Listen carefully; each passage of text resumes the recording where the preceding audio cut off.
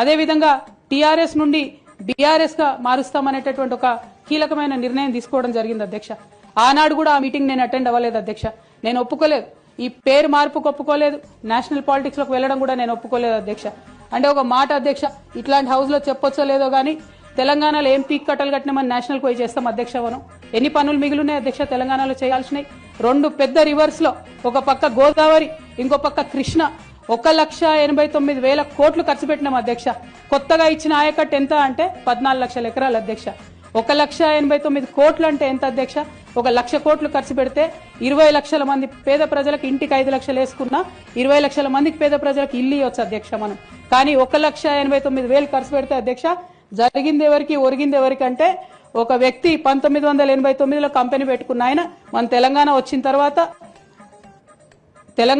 తర్వాత ఫోర్బ్స్ జాబితా ఉంటది అధ్యక్ష, దాంట్లో 45వ స్థానం ఒక కాంట్రాక్టర్ దక్కించుకున్నాడు అధ్యక్ష. అంతకుమించి జరిగింది ఎవరికి ఏం లేదు అధ్యక్ష. ఇండ్లు లేని పేద ప్రజలకు ఇండ్లు రాలే అధ్యక్ష.